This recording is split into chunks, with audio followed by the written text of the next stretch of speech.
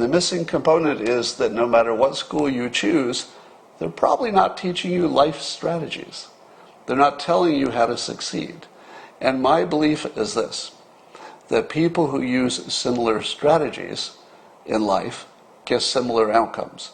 If you're black and you get A's in school, you don't join a gang, you don't do drugs, you probably could get a scholarship to college, how is your life going to turn out?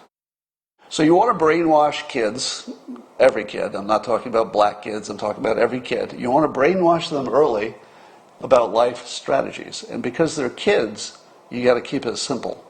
And I would keep it this simple. Here's my idea. We call it the 100% life. So instead of saying, I'm going to teach you a life strategy, you're already losing a first grader. They're like, strategy? Don't even know what that word means. So instead, you make it a checklist.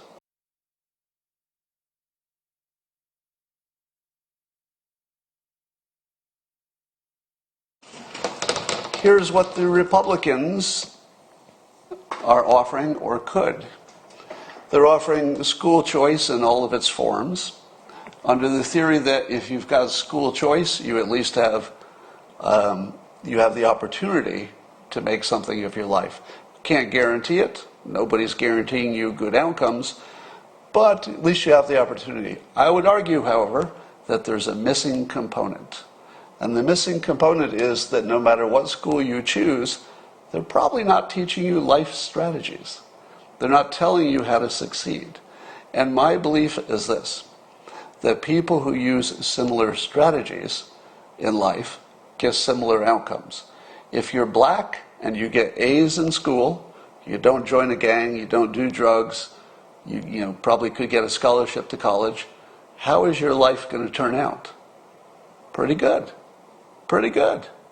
If you're white and you're born with, let's say, white privilege, but you do drugs, do crimes and go to jail, get your 14-year-old girlfriend pregnant and don't pay attention in school, how does your life turn out? Does it turn out great because of all your white privilege? No. Turns out terrible. So the big magic trick that Black Lives Matter and to some extent Antifa are doing is to make it seem as if the way you act in life doesn't matter. Doesn't matter. Let me give you some advice. If you're ever in a discussion with anybody over any topic, doesn't have to be any of this stuff, just in general, and the other party says, here's the deal, all of the changes have to be on your side. And our side, we will simply be the benefit of your changes. If they say that, walk away. There is no such thing as a negotiation where one side gives and the other side takes. Maybe you would like that to be the case, but that becomes a case of negotiating with yourself. How about I give you this? Thanks. Now give us some more. Okay, well I thought I was done, but okay, I'll give you a little more. Thank you. Now how about some more? Wait a minute, where's this end? Where's the end of us giving you stuff?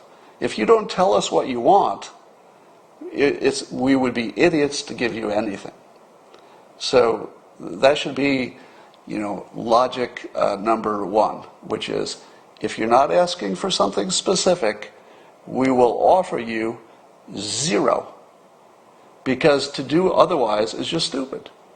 It's just stupid. Because you can't negotiate with yourself. You have to have somebody on the other side who says, if we got this, it would be enough. Maybe we can meet in the middle.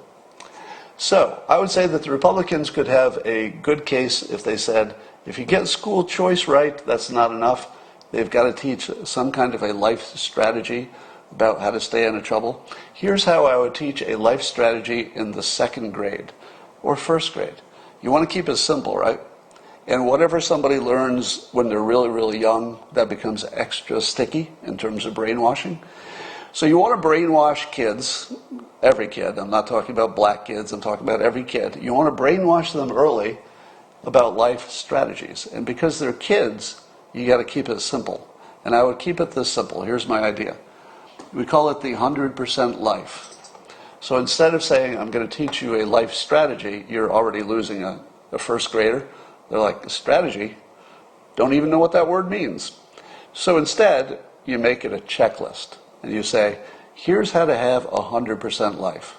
100% life just means a full life that's got all the good stuff in it. If you commit a crime, subtract 4 points.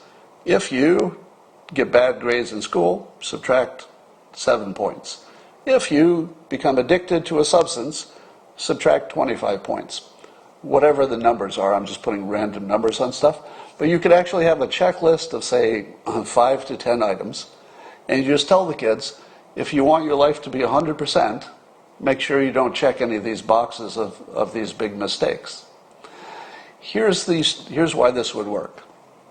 Simplification always works, but it's better to say you could lose something than if you do something, you might gain something in the future.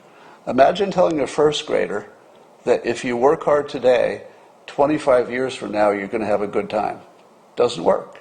Because people don't respond the same to opportunity as they do to the risk of losing something. So instead, you reverse the equation and you say, you were born with 100% life. Your life is perfect in first grade. You know, your home life might be a disaster, but in terms of where you could go, 100% if you did all the right stuff. But I'm going to take away from you some of your life if you make these mistakes. And then people start seeing it as a loss. Wait a minute, I was born with 100% potential, and then I made this choice, and I can see how that diminished my potential. And then I could look at all the older people who were not having a good life, and I could say, wait a minute, oh yeah, this checklist totally works. That person's having a bad life, and yep, sure enough, committed a crime, joined a gang, it's right here on the list. Got addicted to substance, there it is. It's right on the list. Had a baby at 12, it's on the list. So you could teach a first grader life strategy by just giving them a list of 10 things and say, don't do any of these 10 things, and you'll be fine. The Republican approach, should they adopt something like this, would be one of abundance, where everybody could win. So, you know, that still becomes a problem of equality, but if you took care of education and life strategy, it might be as good as you can do. So it's not a perfect world, but it might be the best world that you could produce. So, that's how I would frame it if I were in charge.